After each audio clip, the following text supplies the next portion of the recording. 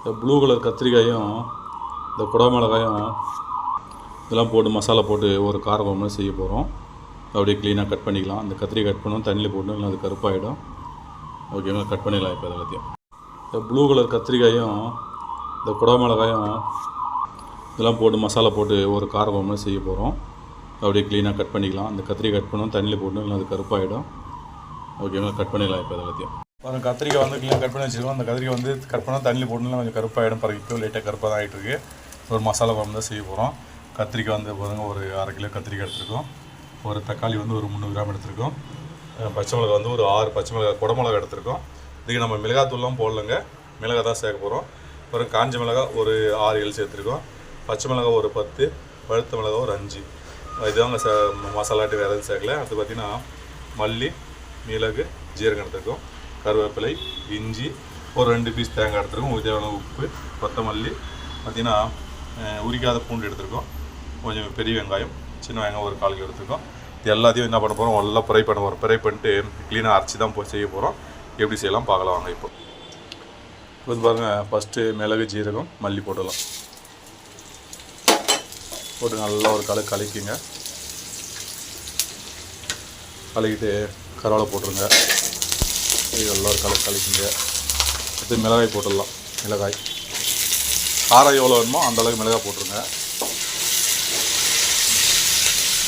காரம் எந்த அளவுக்கு வேணுமோ அந்தளவுக்கு மிளகாய் போட்டுருங்க. ஓகேங்களா,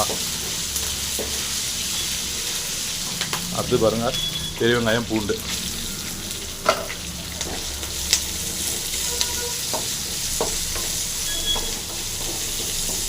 அது நல்லா ஃப்ரை ஆகிட்டோம். அதுக்கப்புறம் பார்த்திங்கன்னா தேங்காய், இஞ்சி, உப்பு அதையும் போட்டுடலாம். போட்டு இது சேர்த்து நல்லா ஃப்ரை பண்ணுங்கள். நல்லா ஃப்ரை ஆகட்டும். அதுக்கப்புறம் பார்த்திங்கன்னா சாம்பார் வெங்காயம் அதையும் போட்டுடலாம். அதையும் போட்டு நல்லா ஃப்ரை ஆனதுக்கப்புறம் கொத்தமல்லி சேர்க்கணும். அடுத்து தக்காளி சேர்க்க வேண்டியிருக்கு. நல்லா ஃப்ரை ஆகட்டும். இது மசாலா மிளகாய் தூளோ மஞ்சள் தூளோ நம்ம எதுவுமே சேர்க்க போடுறோங்க. வெறும் பச்சை மிளகா சேர்த்துருக்கோம், பழுத்த மிளகாய் சேர்த்துருக்கோம், காஞ்சி மிளகா சேர்த்துருக்கு தாங்க காரம், வேறு எதுவும் சேர்க்கலை. நல்லா ஃப்ரை ஆகட்டும். கொத்தமல்லி போட்டாச்சுங்க. இதை நல்லா ஃப்ரை பண்ணிக்கலாம். கொத்தமல்லி போட்டு நல்லா ஃப்ரை ஆகிடுச்சிங்க. இப்போ தக்காளி போட்டுடலாம். தக்காளியும் போட்டு நல்லா ஒரு 5 நிமிஷம் ஃப்ரை பண்ணிட்டு க்ளீனாக அரைச்சிடலாம். இப்போ நல்லா ஃப்ரை ஆகிடுச்சு. இப்போ அப்படியே எடுத்து க்ளீனாக ஆற வச்சுட்டு கொஞ்சம் ஆறினதுக்கப்புறம் க்ளீனாக அதை அரைச்சி எடுத்துடலாம் மசாலா. ஓகேங்களா, இப்போ நல்லா ஃப்ரை ஆகிருக்கு. அப்படியே க்ளீனாக வந்து ஆற வச்சுட்டு க்ளீனாக அரைச்சி எடுத்துடலாம் மசாலா. இப்போ கத்திரிக்காய், குடமிளகா தாளிக்க போகிறோம். தாளிச்சிடலாம். இப்போது இன்னும் அது மசாலா ரெடி ஆகலை. இப்போ தாளித்து வச்சிடலாம் தனியாக. கடலைப்பருப்பு, உளுத்தம்பருப்பு, மிளகு, அடுத்து பார்த்திங்கன்னா கடுகு, அடுத்தது ஃப்ரெஷ்ஷான கருவேப்பிலை. எண்ணெய் சூடு பண்ணியிருக்கோம், போட்டுடலாம். நல்லா பொரிட்டோம். இந்த கருவேப்பிலை போட்டு இறக்கலாம். வேறு எதுவும் போடலைங்க, இவ்வளோ தாங்க போடுறேன். தாளிச்சிட்டு இந்த கருவேப்பிலை போட்டு இறக்கலாம். அது நல்லா பொரிஞ்சிச்சு. கருவேப்பிலை போட்டுடலாம். கருவேப்பிலை போட்டாச்சு. இப்போ அப்படியே கேஸ் ஆஃப் பண்ணிடலாம். அடுத்து மசாலா ரெடி பண்ணிடலாம். மிக்சியில் வந்து போட்டிருக்கோம். தண்ணி வந்து தேவையான தண்ணி ஊற்றிடுங்க. தண்ணி ஊற்றிட்டு அப்படியே க்ளீனாக அரைச்சி எடுத்துடலாம். இப்போது ஓகேங்களா, மசாலா சாம்பார் போது கொஞ்சம் புளி சத்தம் நல்லா இருக்கும். பழைய புளி, சுத்தமான புளி இதிலே போட்டுடலாம். இது போட்டு மசாலா க்ளீனாக அரைச்சிடலாம். இப்போ தண்ணி எடுத்துகிட்டு கத்திரிக்காய் மட்டும் வச்சுருக்கோம். அடுத்து பச்சை மிளகா சேர்த்துடலாம். இதுங்க பச்சை மிளகா சேர்த்தாச்சு. அடுத்தது புளி போடாமல் அரைச்ச மசாலா ஊற்றிடலாம். அடுத்தது புளியெல்லாம் போட்டு இதுக்கு கலர் வித்தியாசம் தெரியும். கொஞ்சம் இதுக்கு கொஞ்சம் கலர் வித்தியாசம் தெரியும். இது புளி போட அரைச்சிது. இதையும் போட்டுடலாம்.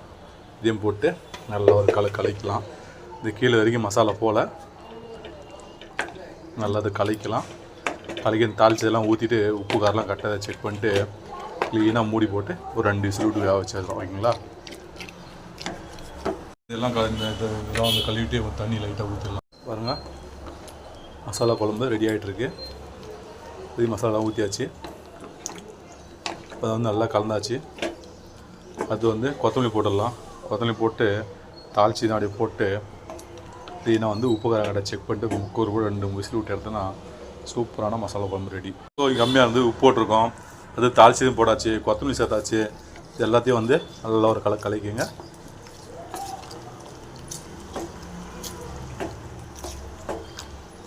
கலக்கிட்டு தண்ணி தான் கம்மியாக இருக்குது, ஒரே ஒரு கிளாஸ் தண்ணி ஊற்றிக்கலாம். இவ்வளோ தாங்க, தண்ணி ஊற்றியாச்சு. இப்போ வந்து குக்கரை மூடி போட்டு 2 விசில் வேக விட்டு எடுத்துன்னா சூப்பரான மசாலா குழம்பு ரெடி. ஓகேங்களா?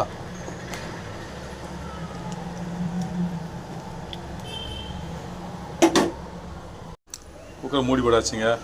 அப்படியே க்ளீனாக வெந்ததுக்கப்புறம் 2 விசில் எடுத்து வேக வச்சதுலாம் சூப்பரான மசாலா குழம்பு ரெடி. இப்போது குக்கரில் செஞ்சாச்சு. டேஸ்ட்டாக டிக்கா மசாலா அதுமாதிரி செஞ்சுருக்கோம்.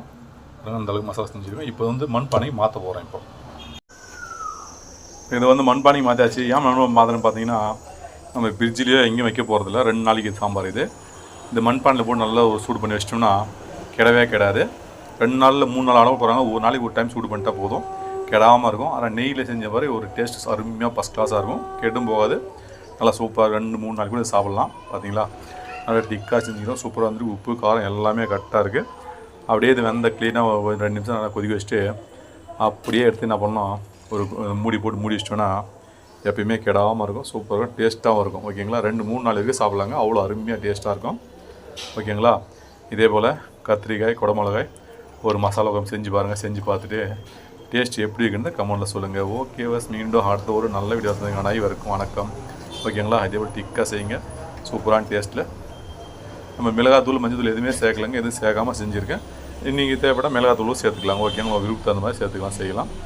ஓகே பஸ், மீண்டும் அடுத்த ஒரு நல்ல வீடியோ சந்திக்கிறேன். ஓகே, வணக்கம் அனைவருக்கும். அப்படியே மூடி வச்சிடலாம்.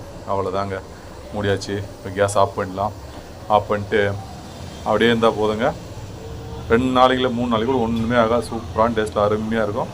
ஒரு நாள் லேட் ஆக என்னன்னா ஒரு நெய்யில் செஞ்ச மாதிரியே ஒரு சூப்பரான மனமாக அவ்வளோ டேஸ்ட்டாக அருமையாக இருக்கும். ஓகேங்களா? இவ்வளோ தாங்க மசாலா காரக்குழம்பு சூப்பராக ரெடி பண்ணிட்டோம்.